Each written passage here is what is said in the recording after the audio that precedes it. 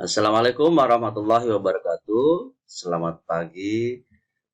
Semoga kita dalam keadaan sehat walafiat serta dalam lindungan Allah Subhanahu wa taala. Anak-anakku semuanya, hari ini kita melanjutkan pembelajaran tema 1 subtema 4, hidup rukun di masyarakat. Yaitu pembelajaran pertama ya. Wah, ini ada dua gambar yang sangat-sangat berbeda.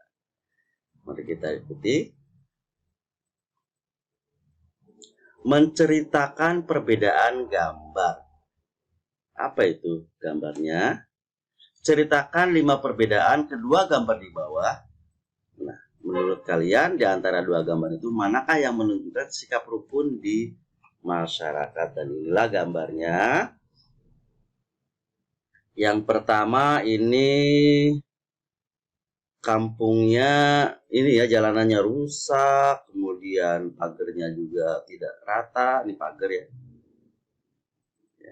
Kemudian apalagi temboknya juga ada yang cacat ya. Banyak tempat sampah dan seterusnya. Ini juga ada kayu. Dibandingkan dengan gambar yang kedua, lihat selokannya, jembatannya, kemudian rumahnya. Dan yang terpenting adalah, nah ini ada orang nggak di sini? Gambar kedua. Ya, gambar kedua ternyata masyarakatnya bergotong royong. Sementara yang di sini, nah, yang di sini apa? Cuek ya, tidak peduli terhadap lingkungan. Nah, silakan kalian ceritakan 5 perbedaan kedua gambar tersebut ya. Kita lanjutkan. Sikap rukun di masyarakat. Nah, ini beri tanda centang checklist untuk gambar yang menunjukkan sikap rukun di masyarakat. Yang pertama, ada yang jatuh, nolong nggak nih? Nolong. Kemudian gotong royong. Kemudian yang ketiga, usul ya, usul dalam rapat. Yang keempat, kampung kumuh. Nah, ini ceritanya sesuai dengan gambar yang pertama tadi. Kalian tinggal centang checklist atau checklist untuk gambar yang menunjukkan sikap rukun. Oke, itu saja. Kita lanjut di membuang sampah di tempat sampah. Udin selalu menjaga kebersihan. Sampah-sampah yang berserakan dibuang di tempat sampah. Nah, ini Udin nih membuang sampah di tempat sampah. Sebaliknya, Badu tidak menjaga kebersihan rumah. Badu membuang sampah ke dalam got. Mana dia? Nah, ini Badu ternyata membuang sampah ke got ya. Buang saja sampahmu ke dalam got dekat rumah, ajak Badu kepada Udin. Tidak mau ah, nanti air got menjadi tergenang dan bau, jawab Udin. Badu menyadari bahwa perbuatannya tidak baik. Ia minta maaf kepada Udin. Badu juga berterima kasih kepada Udin karena sudah mengingatkan agar tidak membuang sampah sembarangan. Nah, ini kalau diingatkan dengan hal-hal yang baik jangan marah. Apa lu mau minta sok suci apa? Nah, ini jangan, kata-katanya yang bagus ya. Harus berterima kasih. Terima kasih Badu, saya sudah diingatkan. Terima kasih Udin, saya sudah diingatkan. Gitu ya kira-kira ya. Udin menolak ajakan Badu untuk membuang sampah ke got. Sebutkan penolakan Udin tersebut. Pernahkah kamu menolak ajakan teman kamu? Nah, ini ternyata kita kemarin belajar kalimat ajakan, kemudian kalimat perintah, kemudian kalimat tanya, sekarang kalimat penolakan. Nah, ini penolakan itu tanda kita tidak setuju dengan sikap orang lain atau pendapat orang lain. Tetapi kalau nolak itu yang ini ada caranya. Jangan nggak mau ah. Akhirnya apa? Dengan kata-kata yang kurang, yang keras atau bahkan kasar, nanti terjadi perselisihan, berantem dah. Alangkah baiknya penolakan itu dibubuhi kata maaf ya Din, kalau buang sampah maaf ya Badu, kalau buang sampah di got itu tidak bagus loh. Nah, itu menolak secara halus, ya, kira-kira seperti itu. Yuk kita misalnya contoh lain, yuk kita main kelereng, padahal udah waktu asar atau udah maghrib bahkan.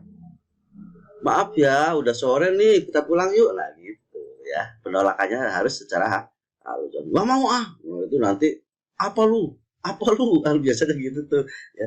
Oke. Nah ini ada tugas membuat kalimat penolakan bebas, kasusnya bebas kira-kira di tempat kalian berada ya. Kasusnya boleh sesuai dengan yang di rumah juga boleh. Nah menyusun cerita di sini, urutkan gambar di bawah ini sehingga menjadi sebuah cerita. Ini ada, terima kasih Udin, kamu sudah mengingatkan aku. Tidak apa-apa Din, ayo buang sampah di got. Nah, yang terakhir, aku tidak mau Badu, kita harus menjaga kebersihan lingkungan. Nah kira-kira yang pertama yang mana nih? Nanti kalian tinggal kasih nomor aja. Yang pertama misalnya ini, ya tulis nomor 1. Misalnya yang kedua ini, ya tulis nomor 2. Yang ketiga terakhir ini tulis nomor 3. Gitu aja ya, tidak usah dibuat cerita karangan, tetapi kasih nomor saja. Udah ya. Kita lanjutkan. Memasangkan hasil karya. Nah ini sebuah hasil karya, gambar ikan, kemudian UFO, kemudian ikan lagi. Nah di sini kira-kira apa bahan yang dibuat? Ada lem, ada biji-bijian, kemudian ada lem, ada apa lagi, kerang, dan ada lem, ada daun. Nah kira-kira cocoknya yang mana nih? Kalau memang pas, kalian kasih tarik garis aja gitu ya. Dari bahan menjadi barang jadi. Nah kira-kira yang mana yang pas, yang cocok? Yang pertama ini biji-bijian. Yang kedua pasir dan kerang, dan yang ketiga adalah daun-daun kering. Kira-kira begitu ya. Baik, kemudian yang tugas yang kedua adalah gini. Nah ini ini tuliskan alat dan bahan yang digunakan Udin, Edo, dan Siti. Alat dan bahan. Contoh nih ya, contoh ya. Misalnya ini. Ditulis semua. Pensil, kertas, lem, kemudian apa nih? Kuas ya. Ini kuas ya. Kuas, kemudian biji. Biji apa? Misalnya disebut boleh, tapi biji aja cukup. Biji-bijian ya. Jadi udah berapa? 1, 2, 3, 4, 5 bahan. Gitu caranya ya. Paham? Bisa lah, kelihatan ini ya. Baik, anak-anak semuanya, kita lanjutkan dengan menghias sketsa. Nah ini ada tugas khusus. Buatlah hiasan dari biji-bijian. Sebelumnya kamu harus menyediakan sketsa gambar. Buatlah sketsa yang akan kamu buat menjadi hiasan. Alat dan bahan yang digunakan adalah kardus bekas untuk tatakan gambar. Biji-bijian, daun kering, pasir, dan kerikil. Pilih salah satu. Pak, saya tiga-tiganya boleh nggak? Boleh ya. Nah ini adalah contoh sketsanya. Pak, saya sketsanya ini aja, boleh ya. Boleh ya. Untuk sketsanya bebas. Pas mau buat sendiri, mau ngambil yang ini, boleh. Itu saja. Mungkin kelas 1 juga udah pernah ya. Jadi kita lanjutkan saja. Cara menjumlah dan selisih. Jadi ada dua hal. Pertama menjumlah dulu, yang kedua selisih atau perbedaan. Menjumlah itu menambahkan, selisih itu mengurangkan. Ringkasnya gitu.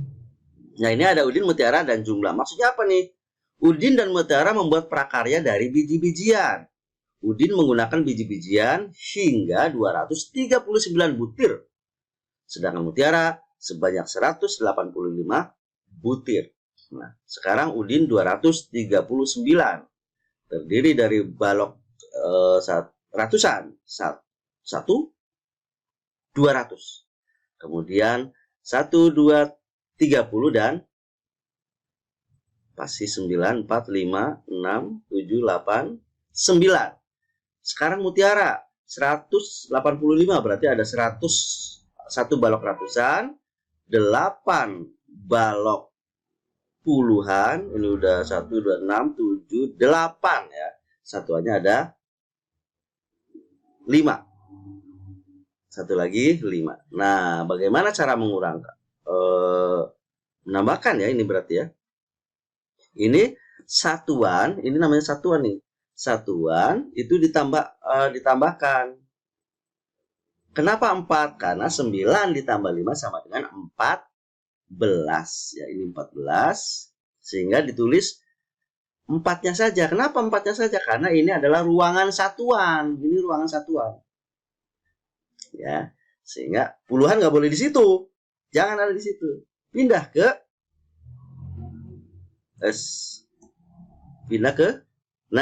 dipindah ke puluhan, sehingga puluhannya ada 1, 2, 3, 4. 4 tambah 8 berapa? 12. Apakah ditulis 12? Ini ditambahkan apakah 12? Nah, ternyata 2 saja. 2 saja. 12 itu, kenapa 2 saja? Karena 2-nya adalah puluhan, 1-nya itu ratusan. Sehingga 1-nya nggak boleh di situ. Harus di ratusan. Nah, sehingga ratusannya apa? Ada 1, 2, 3, 400. Nah, itu. Hasilnya adalah biji-bijian yang digunakan di dalam mutiara adalah 424. Nah, masalahnya selanjutnya adalah berapakah selisih biji-bijian yang digunakan di dalam mutiara? Nah, ini masalah sebenarnya. Bukan persoalan juga, soal. Oke, bagaimana? Berapa selisihnya? Ya, kita lanjut. Nah, ini dengan cara pendek 239. Kalau tadi cara panjang, sekarang cara pendek. 239 itu kurangkan satuannya, 9-nya. 9 kurang 5 sama dengan 4 ya. Kemudian 3 kan tidak bisa dikurangi 8, sehingga pinjam ke 1, ratusan. Pinjam ke sini. Jadi 13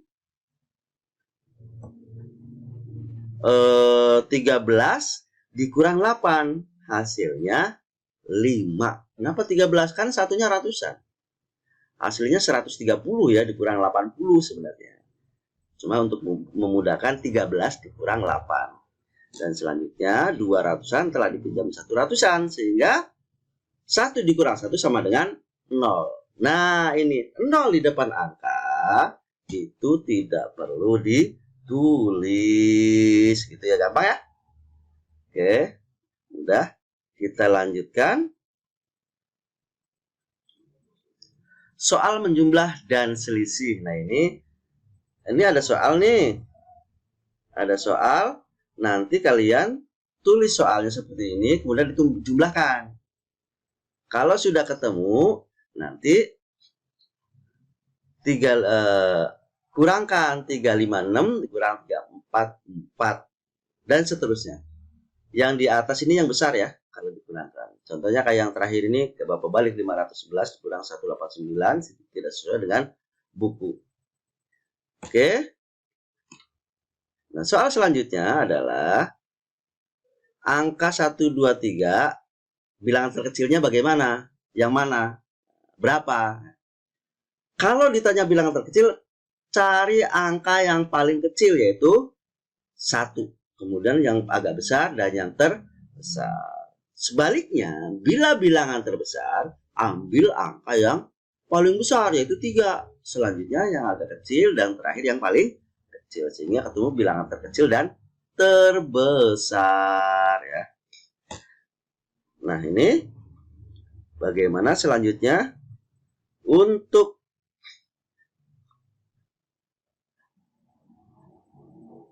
penjumlahan. Nah, 123 ditambah 321. Ya, ini ya. Hasilnya 444. Ini tulis di jumlah di sini. Nah, kalau selisih, yang paling gede ditulis, yang paling besar 321 dikurang 123. Hasilnya 198, tulis di selisih. Nah, untuk selanjutnya nomor 2, Ya, nomor 2, 3, 4, dan 5. Silakan kalian kerjakan sesuai dengan yang Bapak sampaikan tadi. Cara mencari bilangan terkecil dan terbesar serta jumlah dan selisihnya. Demikian pelajaran hari ini. Selamat belajar dan terima kasih. Bapak akhiri. Assalamualaikum warahmatullahi wabarakatuh. Semangat terus. Dadah.